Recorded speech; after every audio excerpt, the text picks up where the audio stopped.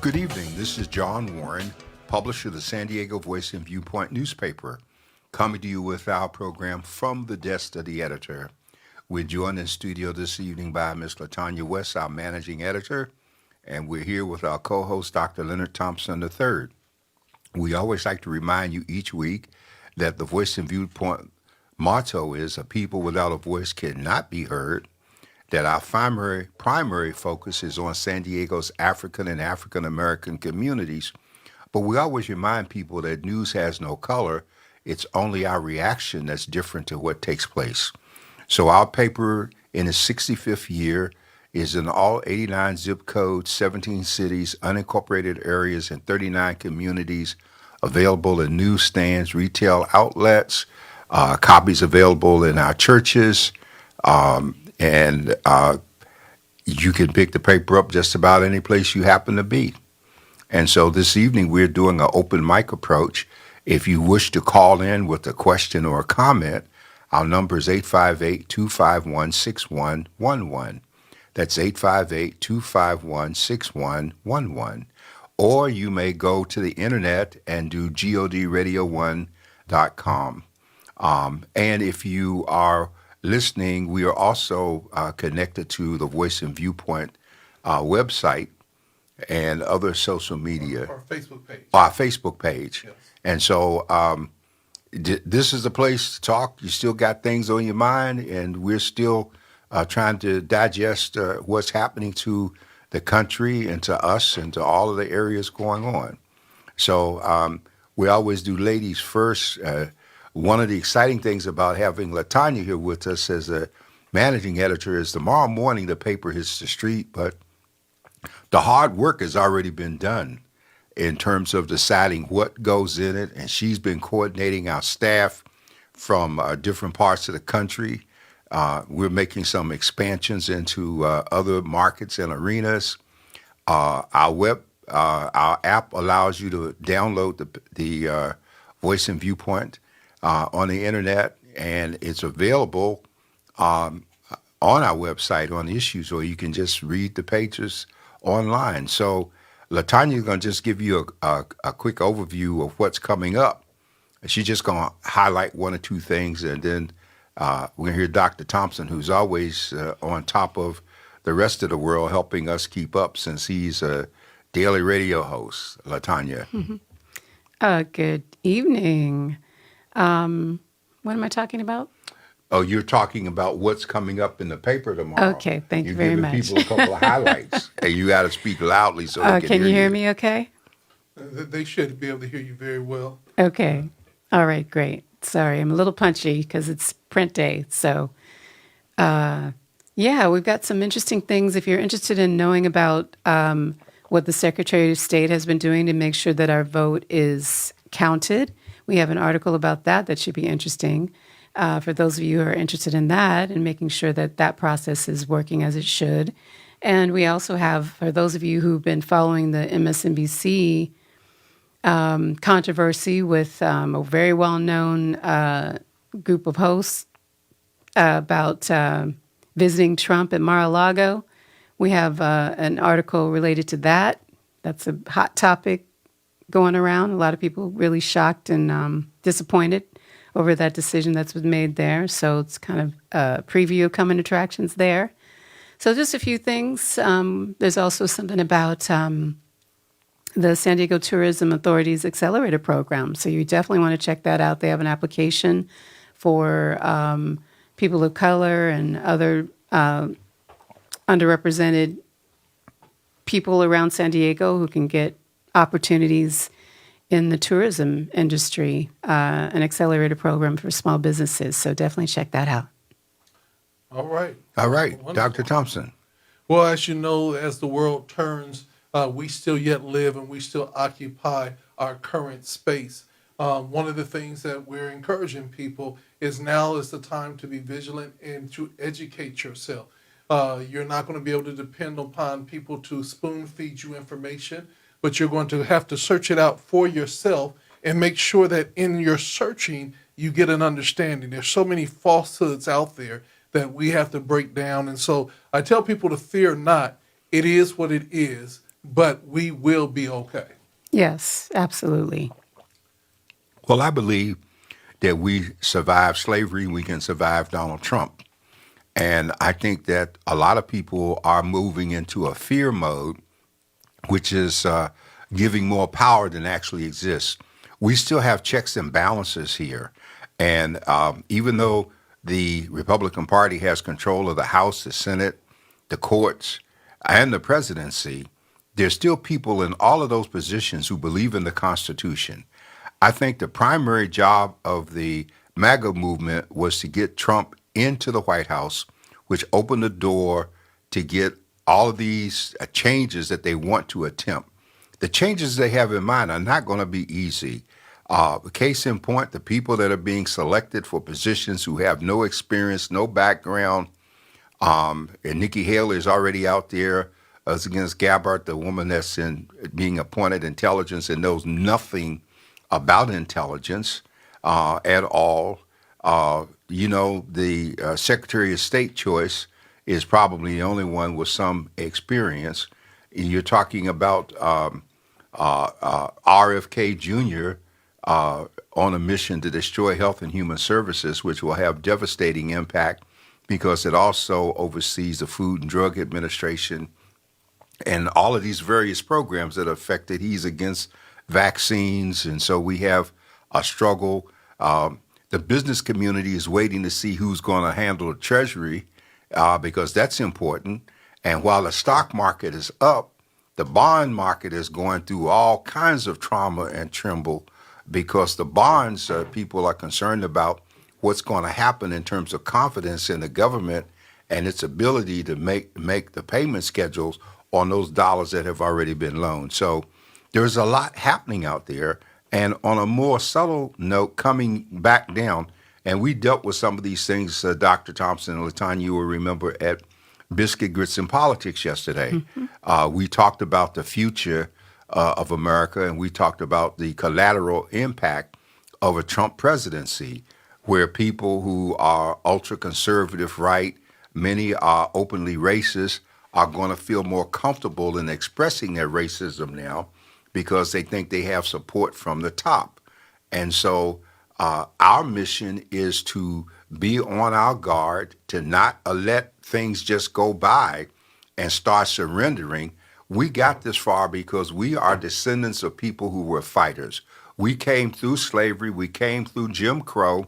We came through all the things that led to a host of firsts that we did.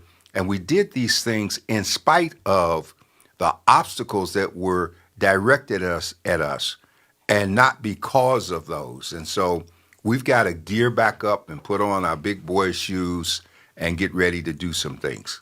One of the things I think that is going to be very important is to make some recommendation of reading. And I definitely will recommend that you read The Spook That Sat by the Door and also The Miseducation of the Negro and the ISIS Papers. Those are books that I'm recommending that you read. And then I need you to take a brief journey over to the Willie Lynch Papers. And once you read all of those books, you will see what the formula is that we're facing right here and now. And the reality is certain things that are happening to us in America, we have sat back and we have allowed it to take place. And some of us have even bought into it. And so there's a division even among the people of color. And here's the thing that this really baffles me, and I have to say this. As a Christian minister, there's belief systems that I believe because I'm a Christian. I believe, I don't believe in abortion. I don't believe in same-sex marriages and all these things. That is my personal belief. You know what I'm saying? But to be a Christian is a personal choice, like any other religion. And so what I heard the evangelicals say is that as long as you support that agenda, you could be the biggest hellraiser, biggest demon in town, and we're going to support you because, we're not going to raise fornication at the same level or adultery at the same level as all these other things. So they got big sins and little sins. But there's no way that you can literally ethically back a man as Donald Trump that is unethical, unjust. He is a liar. You go down and find every sin in the book, and he's there. You know what I'm saying? Without forgiveness, and will tell you that you're wrong. That's why I said his whole campaign, the theme song should have been said, "It Wasn't Me" by Shaggy. Because the bottom line is, every time something happened, he kept on saying it wasn't him, it wasn't him. And then we had people such as the evangelicals that walked with that. Yeah. And just said, we don't care about anything else. We only care about this. So he can beat his wife. He can hate on women. He can do this. He can do that. As long as he keeps our agenda going, we don't care about nothing else. Oh, yes. Well, And- we need to break it down even more, because the bottom line is that America is a nation built on hypocrisy and racism. And the hypocrisy is found even in the electoral process, where people, until we recently ran into the reality of the Electoral College, felt that the president was being elected by the popular vote. That was never the case.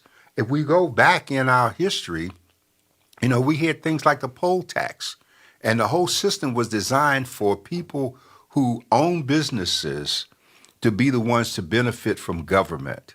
You didn't have any poor people in business. There's people who own businesses, and the idea of federalism and states' rights, which people like Nixon and Reagan promoted, all of those things were intended to reduce government regulation and to do now what Trump plans to do. Case in point, in the Department of Interior, we have all of this government land that's been preserved forever, so that people will have a sense through our national parks of what we were and where we've come from. It's almost like declaring war on Central Park in New York and deciding is you're going to take out sections of the park and start building housing. And Central Park is 400 acres right there that's been preserved and serves a very important purpose. And so what we have to do is educate ourselves to what the government is, what the issues are in terms of government, how we impact government, how we use the processes that are there for us. And so many of us have not done that in the past because we've been too busy or indifferent. Harris could have won the presidency if a number of us had voted. What we are still missing is the number of black people who voted for Donald Trump, who drank the Kool-Aid. They didn't just taste it, they just drank gallons of the Kool-Aid. And so now, as Malcolm X said, the chickens are going to come home to roost in terms of what's going to happen. America is in the most vulnerable position that it has ever been on a global scale.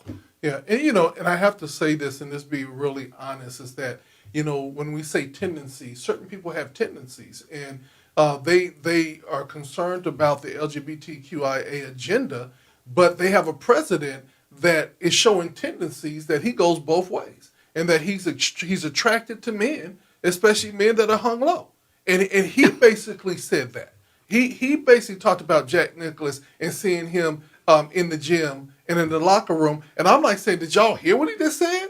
That he was sitting up there in the locker room like, oh my. So these are the things that I'm saying, that you got to open your ears and eyes to what he is saying. And because many times he's telling you exactly who he is, and you just don't care. They And watch don't this, care, Warren. Dr. Thompson. Yeah. And this is the funny thing. Now he's mad at the Republicans because they didn't come and vote and block the judges that Biden had up, and all the judges got approved. And so now he's mad at them because y'all didn't step up and vote, because y'all was too busy doing some other stuff. So they're already starting to have some issues. No, but and I don't want to, LaTanya, did you have a point? No, just that they don't care. That's clear. And it's about whatever the issues are that Because they find important to them, and they're willing to ignore who this man is. But they've been doing that for almost 10 years now? But the issue is no longer Donald Trump. The only issue on the table is the agenda that Donald Trump represents. But that's always been the case, I think. That's the issue. But, I think it goes, honestly, yes, I agree, but it goes beyond that in terms of the the cultish following that his core followers have for him, because I will always say they believe he's the apprentice guy. They bought into that image of himself and what he's promoted since then. They have this image that he's somebody that Well, I don't can even get the job done. I don't even know. well, I can't understand yeah, it. well, he's the only one who is boldly saying what they want to hear in terms of That the job. that too, because Okay. he's playing them like a fiddle, but they don't realize but America is so racist that it's just too many black and brown and yellow and red people coming into this country. The floodgates appear to be open. And if you look back retroactively, Kamala Harris really never had a chance because it was always about race. And the Democrats were talking policy and democracy and government and institutions. And those people, they didn't care about that. All we know is the border is open, there's too many of them coming, the gas is up, the food is up. We got to get them out of here. You talking about deporting? There is no way we're going to immediately deport 12 million people. And when Holman was asked, well, what about the families and the kids separation? He said with a very straight face, we can deport whole families. We don't have to break them up.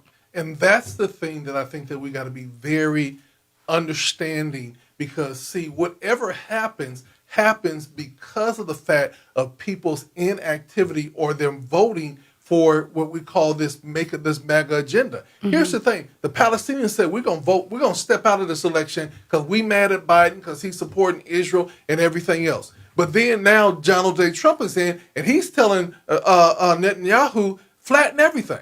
Yeah. So now they done jumped out. They done been mad at this, but now they're supporting somebody that's saying, get them all. Well, they deserve exactly what they're getting, because you're talking about the Arab communities like in Michigan that went green, third party, and we're gonna object. But you're at the top of the list to be airlifted out of here. But I think it's also that they're not seeing the forest for the trees, because they don't believe somehow. They're not seeing who's right in front of their face, and they're not listening. It's like they're discounting it. It's like it's 2015, and Trump is just coming on the scene as a candidate, and they're thinking he doesn't mean what he says. It's like, how much more time do you need to figure out that this man means it? And he even was president and did crazy things, and it was chaotic, and he was trying to do what he's going to definitely do now to a certain degree. Back then, he was trying to dismantle the government and all this other stuff then. What more do you need to see? Well, I'm going to ask you, besides the African-American women that came out in a very, very big way, what happened to the woman vote? I mean, women vote more than men. So I'm trying to figure out what happened to the women. We're all trying to figure that out. But no, I think you all don't have to. It's a well, four-letter let me word. say, okay, go ahead. Race. I think, yes. But I think they also, from what I kind of get, is that in some of these states, the issue of abortion and reproductive rights was put on the table for them to vote on. So that way they could kind of get around either voting for it or not voting for it and still be able to vote for Trump, because they were smart. His side, the president-elect's side, they know how to play the game really, really well. And that party knows how to play the game. So they had Melania come out with her book just before the election and talk about how she's not necessarily, pro-life totally 100%. And supposedly, president-elect, has said the same thing. So there's still those people who can, in their minds, somehow make it okay to still vote for him. Because I guarantee you, once she had Barron, she said, I got my keys to the kingdom. Everything else, she probably went and saw the little doctor herself and said, get this thing out of me.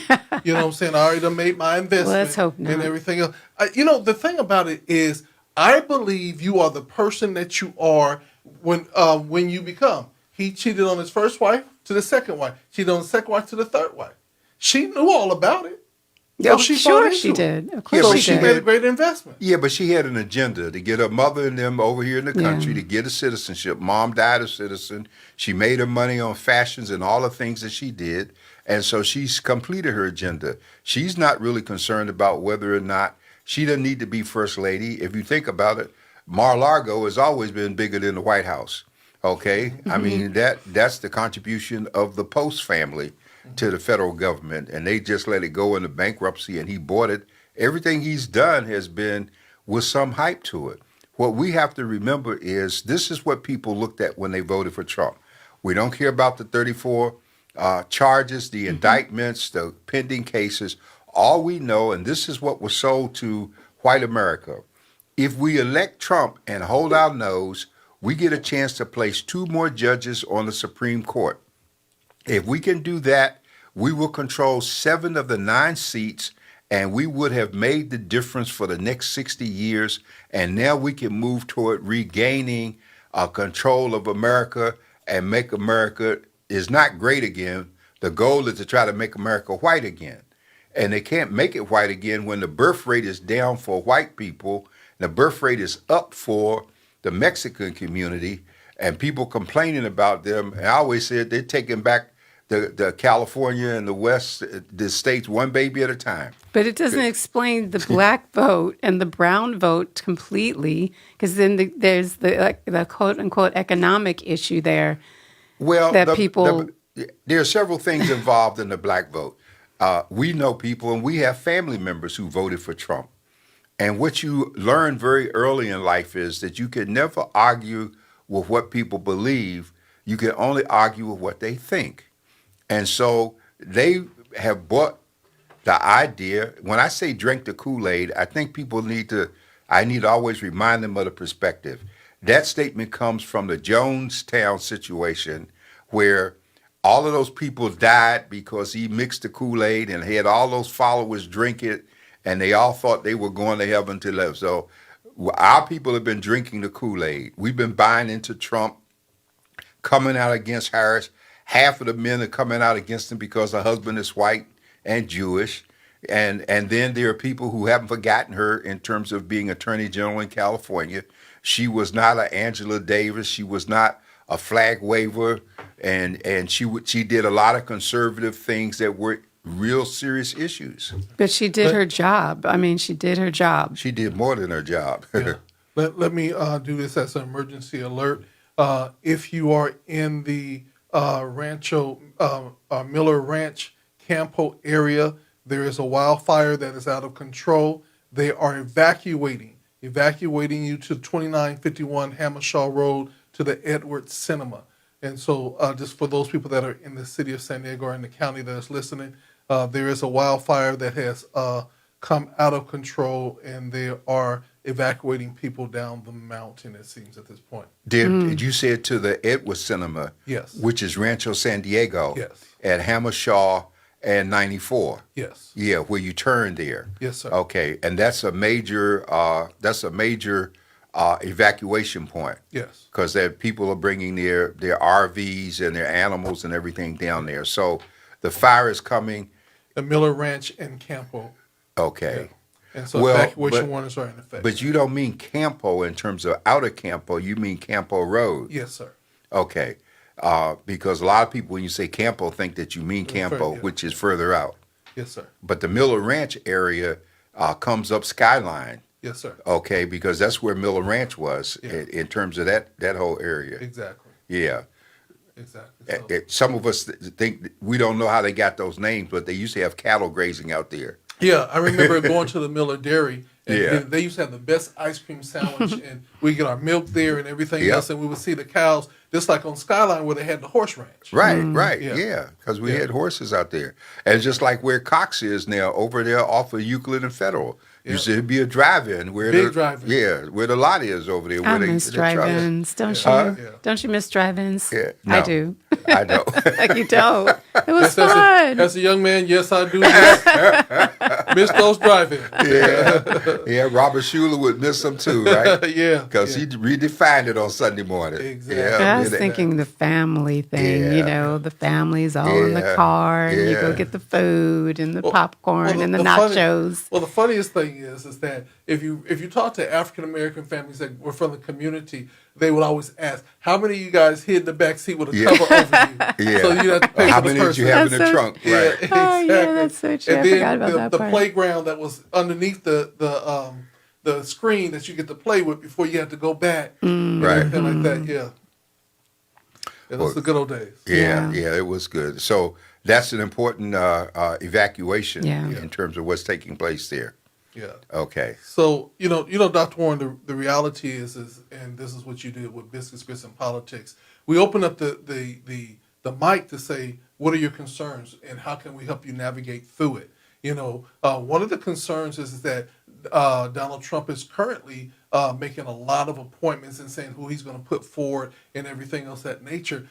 Some of them he can make the appointments without confirmation. What thing? I'm just asking the question. What things that can he appoint without having to go for confirmation, and what things have to go through confirmation? Well, all of them have to go through confirmation by law. That's why it's called advise and consent.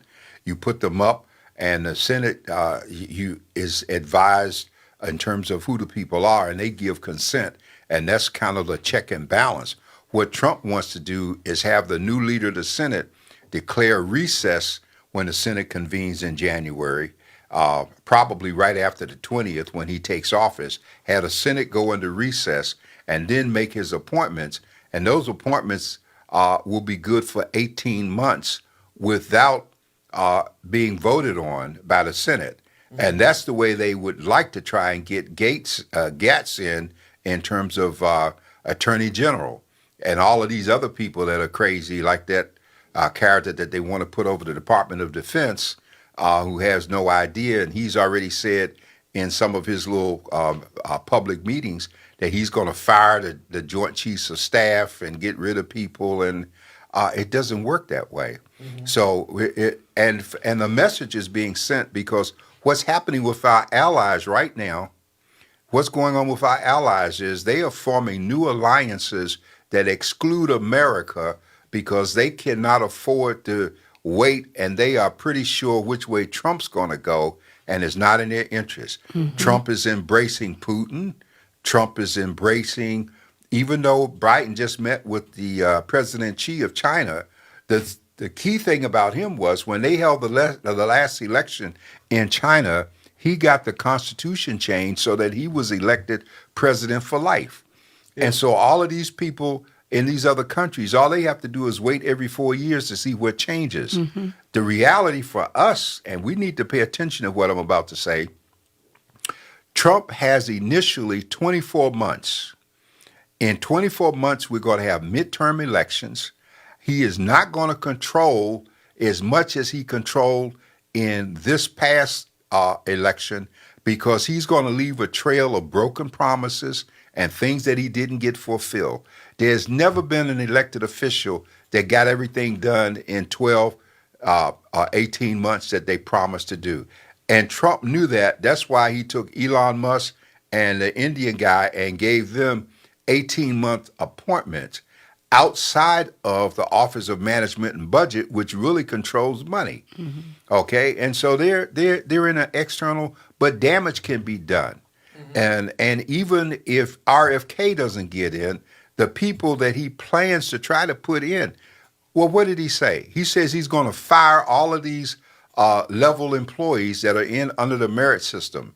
The courts are going to be overrun because you cannot just do that. And the reaction is going to be great because all of those cases will not have to go to the Supreme Court. They will be handled administratively first in terms of administrative law. And so all we need to do is pay close attention to what's going on and hold the feet of the people who are voting to the fire so that we can vote them out in each of their local races in 24 months and begin to unravel the harm. Remember, the Republicans only control the House by 6 votes.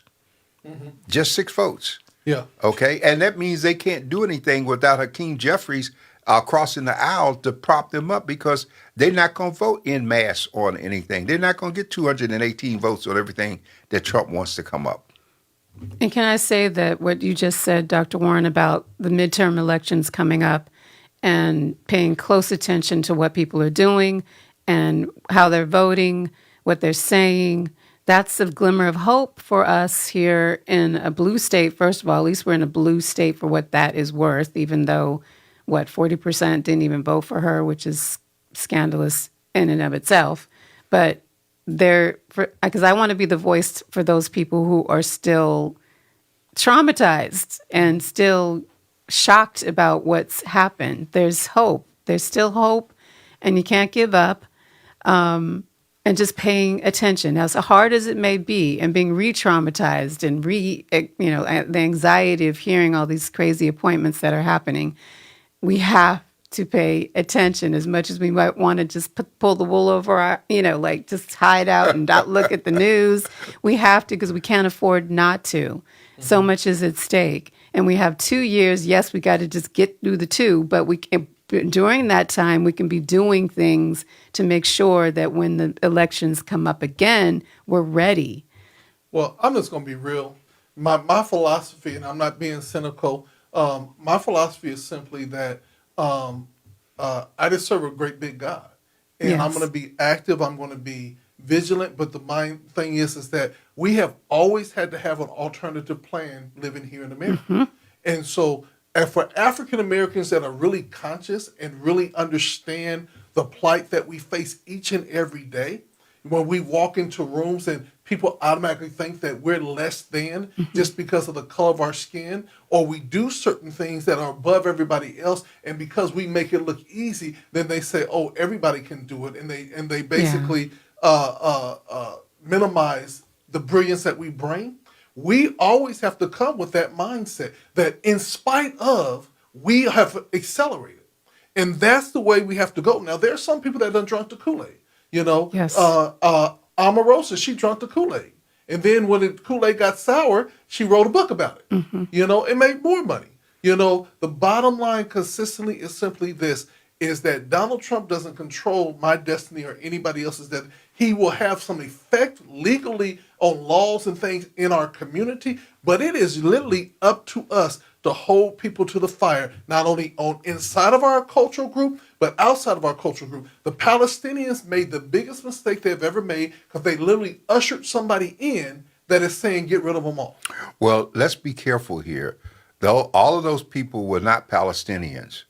The greatest collection of people in Michigan are Chaldeans. They are Iraqi. And for some reason, that's been their first stopping point. And then they move west. Here in San Diego County, they occupy East County in a great way. We've talked about the bigger problem, but I want to bring it closer to home in terms of what we can do. One of the things I want to do from the Voice and Viewpoint in the coming months is to reinstitute what I might call initially weekly discussion groups. And we used to have that where we will have a circle and we designate a night that people can come in for a couple of hours and we can have an open roundtable discussion. We can put issues on the table, things that we're concerned about, things that we have positions on, and not everybody has to be in agreement. It's an environment where there can be Democrats, Republicans, independents, non-voting people, but people have to be able to vent and talk about how they're being impacted with what's going on. And it's especially important for San Diego because we have a phenomenal budget deficit right now. We have a mayor that's moved into his second term. He can't run again. And so I think we're going to see some changes made because as a political scientist, I have watched people when they get to this position, their attitude is, they can't hurt me now. I'm home free. And all I have to do is do what I want to do and plan for where I want to go next. And I think that we're going to see some layoffs in city government. We got a county government that's going through all kinds of constrictions, and we got new people there. And even though we have an African-American woman as a chief administrative officer of the county, that doesn't mean that we should all do a happy dance, okay? Because she's already been there for a long time. She was deputy CAO in terms of finance. And so we've got to look at what's happening with Health and Human Services. We got to watch the state because the State Department of Health and Human Services has a tremendous amount of money now in terms of Medi-Cal. We just met with them at Voice and Viewpoint this week, was it? Oh, Yes. last week. Last week. And the things that can be done under Medi-Cal now are even greater than the things that could be done under Medicare. And so last summer we had this major push as Medi-Cal was reprogramming itself, and they sent out these envelopes and sent people to Cover California. And Cover California, this is the time between now and December 7th for Medicare changes, but Cover California will be making changes all the way into January. So these are things we need to be looking at closely. How are we going to be affected? One of the biggest health issues confronting us right now is behavior or mental health. And now there's money there for treatment, which was not there before. And so people can have the benefit of Medi-Cal who are not old enough for Medicare or the supplementals. These are things we got to start looking at, and this is where Voice and Viewpoint and GOD Radio come in as trusted messengers, that we share information with people and not just social media blips and blurbs where you don't know whether it's true or not. And So the reality is that we're going to have to start using this platform and other platforms to literally educate people Yes. on, from the desk of the editor, survival taxes for the next 4 years. Yeah. Yes. And to your point about books that you were recommending, excuse me, for you ladies out there, I've been thinking about having a book club or something related to what's happening now. Books like what Dr. Thompson mentioned, maybe with the Project 2025, really digging in to see what they are doing step by step and watching it as it unfolds. So we're recognizing what's happening, among other things, so that we can be ready, ladies, ready, so for what's to come Well, and making our intentional plans. I want you all to have a real conversation of, do women really feel that women could lead at the highest office? Because Well, I don't think you can go by what happened with. No, I'm just saying, because Hillary lost too. Well, are you talking about all women, or are I'm you just talking about saying- women of I'm color? saying women in general. Yeah. Because see, it seems to me that even the women are not at some point saying, yes, a woman can lead. Well, there's an issue there, but you have to remember that all the people who didn't vote. So it's not like the And there's election isn't a true. And there's a danger to what you all are saying, because what you're doing is stereotyping. Women don't vote the same way just because they are women. Right. We saw that with the whole women's rights movement that was going on. That's like saying all black people vote the same. And that's when I tell folks, if you ask me what do all black people think, I would tell you to go to Ivanhoe and Prospect in La Jolla, stop the first white person you see, ask them a question, and come back and tell me they represent white folks. But trust, it's frustrating, especially as black females, to say, "Whoa, what happened here?" I mean, we were all shocked, and the degree that as much as she lost by, it's like, what is going on? No one could have predicted that. No, but it's not hard to understand what's going on. See, let's separate Hillary Clinton. Hillary was a victim of a sabotage that took place. There is no way that Comey should have leaked that FBI report and discussion of further investigation days before the election. Now we know that the FBI even has a policy on the books to say you can't do that. So he violated that, and that helped sink her ship. But what you're missing in each case is not that we're not ready for a woman to be president, because women are leading countries all over the world. It's the racism. It's the idea that this country belongs to the white male, and the white female, as much as she might have bought some of what Kamala was talking about, the white female's attitude is just like the song when Hillary was dealing with Clinton's problem. Stand by your man, okay? Stand white. You can't stand black. But this isn't first. When the women's suffrage movement came along, it was black women that stood by the Susan B. Anthonys and the white women in the suffrage movement, even though we weren't included when the vote was given. We weren't included and promoted in the same context. And so it's always been about white folks losing control of this country, and they already know statistically the browning of America is taking place. They see who's coming in, who's having babies. The conservative evangelical movement is standing on the scripture because abortion, as far as they're concerned, is still murder. And when you look into Jeremiah, God said, I knew you when before you were born. I know what plans I have for you, plans toward an expected end. And so now we're going to make it white because we're going to make these conservative, ultra right decisions that are going to go against this element that's coming in. Remember, Trump talked about them polluting the blood of America. All of that is race. Well, Well, can you I? know, I want to say this, and this is, I just wish that we could get the lie detectors out and everybody who's just doing all this stuff to be able to say, well, have you ever asked somebody to have an abortion? Have you been a part of an abortion? Because I think we could wipe out 50 to 100% of the leadership with just those questions alone. Yeah, but I'd also like to postulate that another force was just that they just played the game better than we did. Think about the people who did not come out to vote Yes. and the ones that he just whipped up with his frenzy of misogyny, hatred, all of that to come out. Just like he said, you don't have to vote. You only have to come out to vote once. He was talking about all those, whoever they are, his people that he knew would just come out because he just whipped them to a frenzy to come out for that one thing, just to get behind him, and all the others who felt that it didn't matter. I mean, they just played the game so well.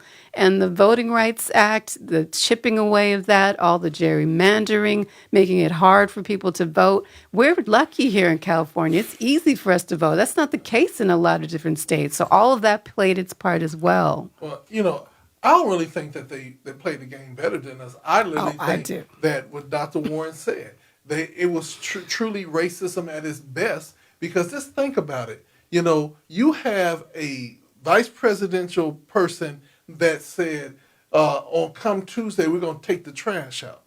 Yeah. I'm not discounting race. So, Don't get me so wrong. I'm just saying that it just, to me, just meant that we can see the racism at its best during this time. Yeah, know what and I'm also, saying? yes, exactly. And the racism in the chipping away of the Voting Rights Act, and the racism in making sure that people have a hard time getting out to vote in the first place, all of that had played its part. And it's like you keep saying, Dr. Warren, it's the long game, the long game. They're great at that long game, and they Well, won this time. But statistically, anthropologically, sociologically, I can tell you that the masses have always been predictable.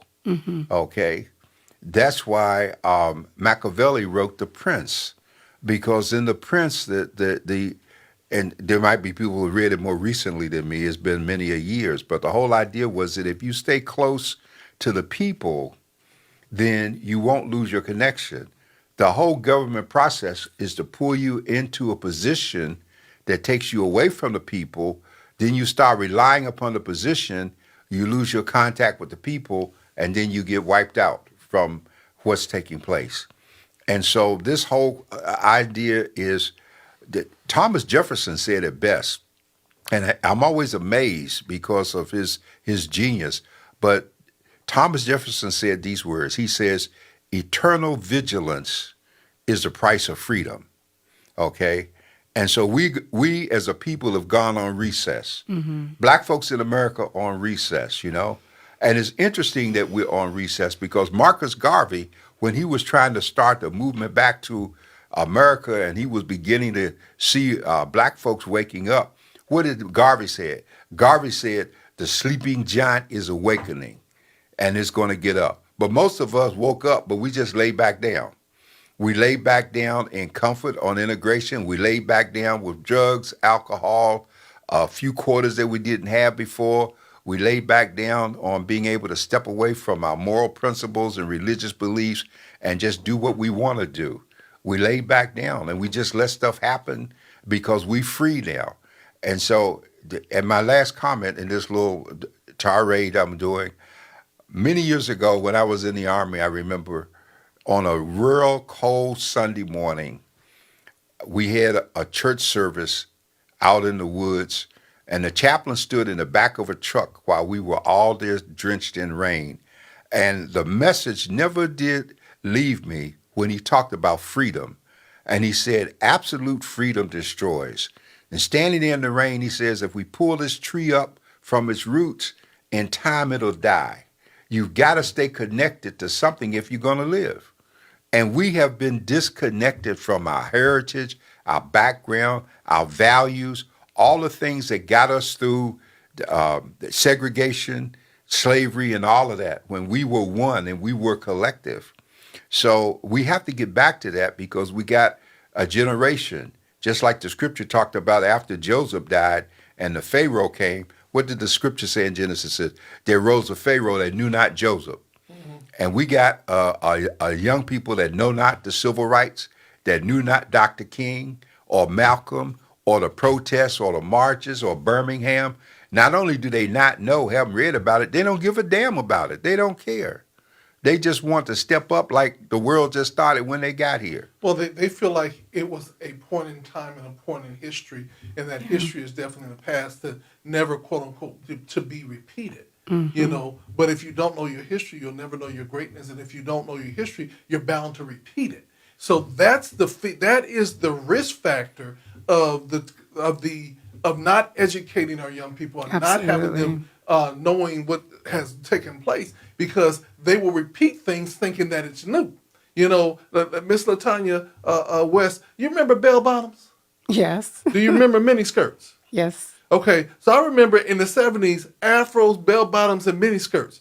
And then everybody said, they'll never come back. That's over and done with. But we back here in 2025 with afros, bell bottoms, and mini skirts. And so it's repeating itself consistently. You know, pretty soon leisure suits going to be back because they've already come back. Oh, yeah, they back. Yeah, they are. They're back. And watch this. Polly and Esther going to come back. Oh, gosh, please no. And corduroy is on the rise. Oh, gosh. Please So- bring the That'd be corduroy. awful. No. I'm just No. saying that, you know, fashion repeats itself, Yes. history repeats itself, and we have to open our minds and our ears up. And if we are not careful, we will also miss God, because history will repeat itself again because we're so distracted by everything else that we miss God because, again, we didn't even connect with God when we had that opportunity.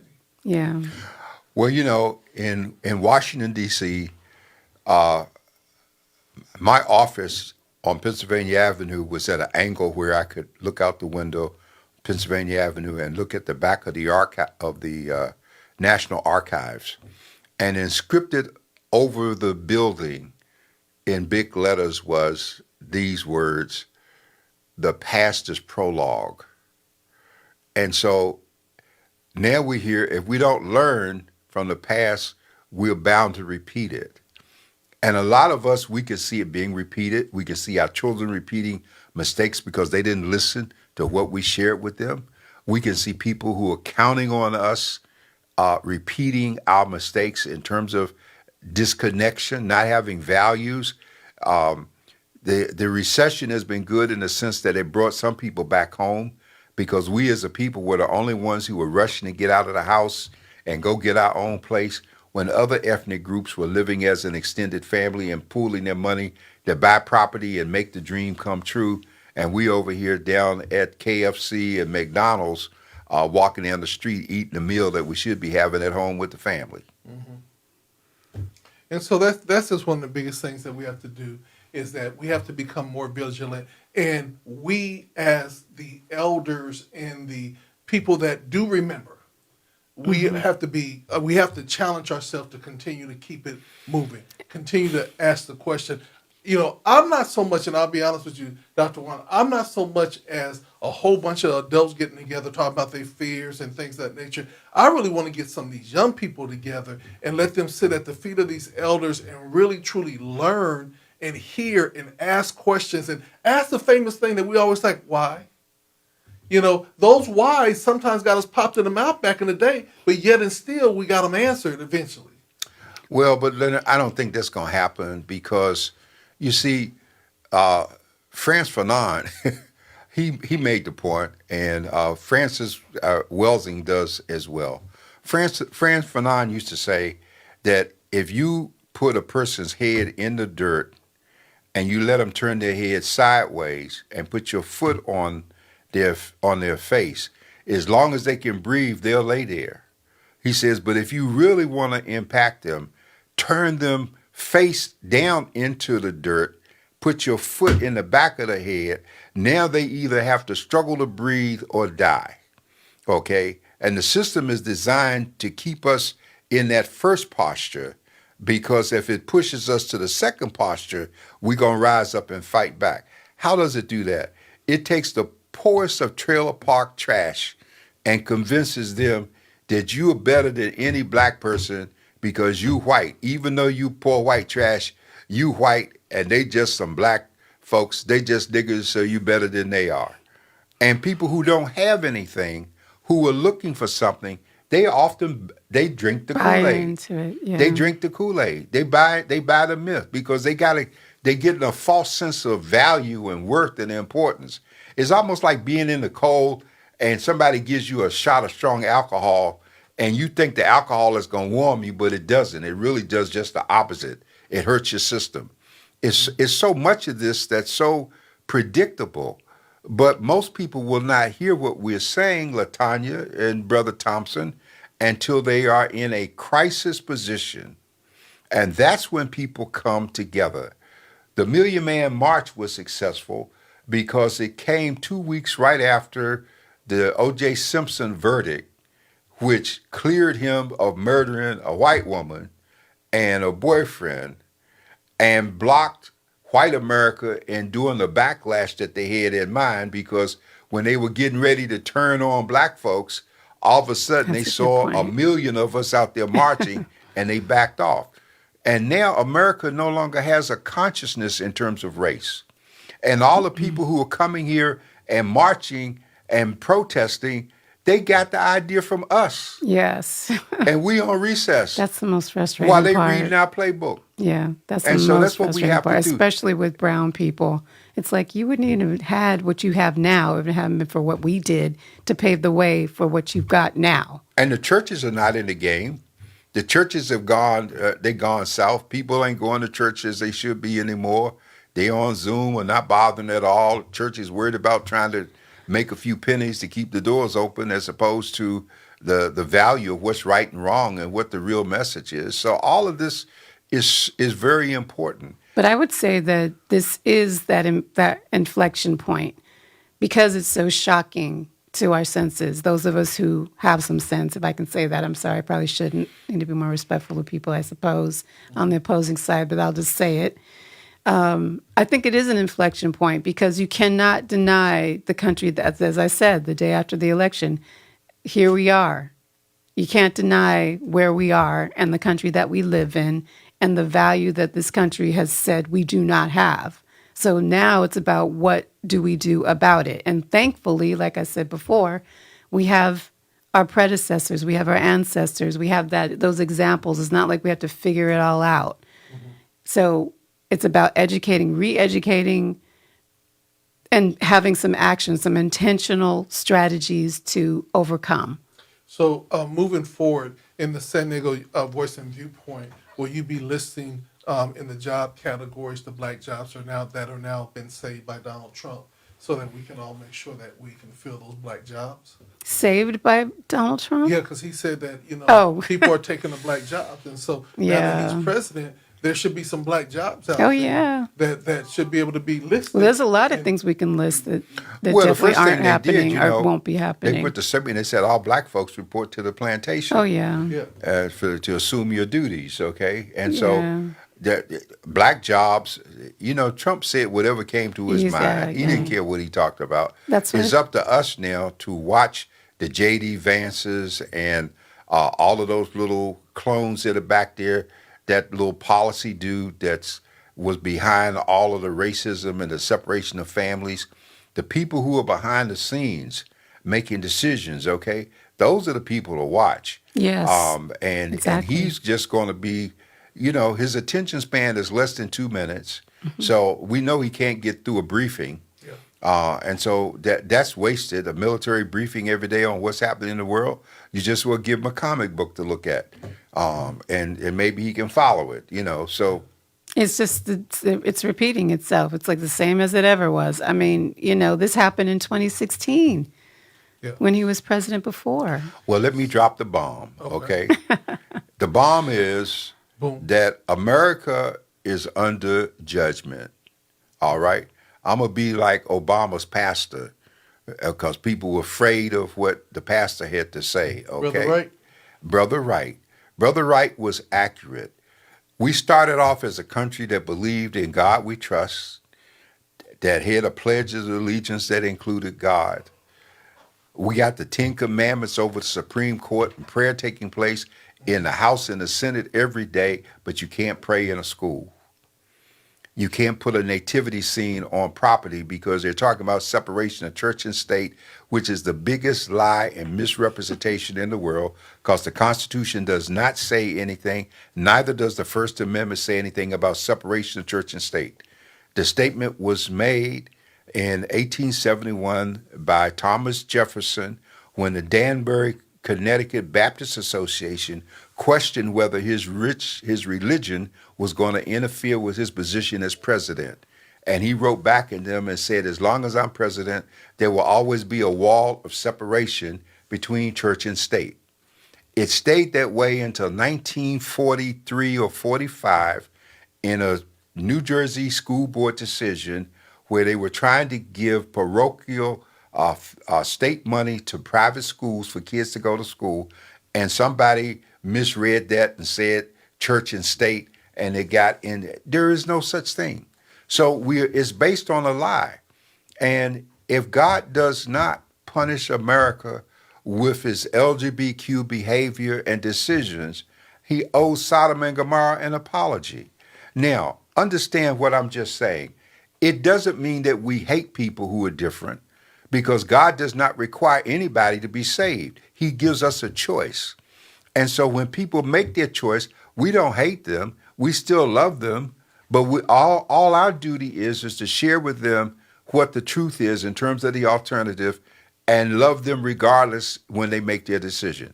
That's the part we get confused on. And protect them as well. I Yes, mean, we you know, have we to have to protect protect them. I mean, in whatever journey they're on. That's important. Yeah, and like I try to share with people is that, you know, your religious druthers is your personal. You know, Yes. that is how you live your life. That's how you base your life on. I can't force you to believe like I believe. And I also say, don't try to force me to believe like you believe. Absolutely. Let's just respectfully agree to disagree. And then when it comes down to doing your job, as long as you're doing your job, you know what I'm saying?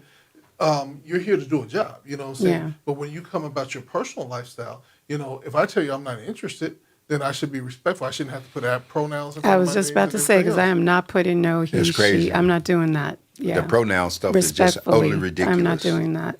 Well, You can't remember who you are. He is her, she, And it's him. just like, if you don't know who I am, that's your issue, not mine. I do not need to tell you. I have no, it's not necessary. yes, you know, my government name is Leonard James Thompson III. You call me that, or you call me hey you or whatever, but you don't need to have me define my quote unquote gender identity. And if You you know, need and to it- do that, fine, I will yes, yeah. respect that, but don't put that on me because that's not my issue. That's your issue. If you don't like Latanya said, if you don't see that I'm all woman and everything, I else, that know. there's a situation. Let me let you borrow my glasses. Yes. With that being said, Dr. Warren, we are at the end of the show today. Any final words before we move on? I think that we, all three of us, have a tremendous job in front of us, especially the Voice and Viewpoint. We are guardians. We are trusted messengers. It is up to us to put the truth before people, not to spoon feed or force it down their throats, but to keep the options there so that the truth does not vanish from conversation. And we will continue to do that. We will do it with love. We will do it in friendship. We will reach out to those that we can talk to if they allow us to. We will monitor government. We will monitor this whole Trump era, and we will keep the truth before you in terms of what it really means. But let us keep our eyes on our state and our local government because we got enough issues right here in the city of San Diego that we are ignoring, like the problem that the people in Encanto are going through with developers because they were racially targeted with a footnote 7, which is nothing but racism in itself, in ink and in print. And if we can't come together to support each other locally, well, the hell with the idea that we're going to have any impact nationally. And with with that being said, this is from the desk of the editor, with none other than Dr. John Warren, Miss LaTanya West, and yours truly. We pray that you have a very, very blessed week. We hope to see you here this time next week, right here on GODRadio1.com. Y'all be blessed.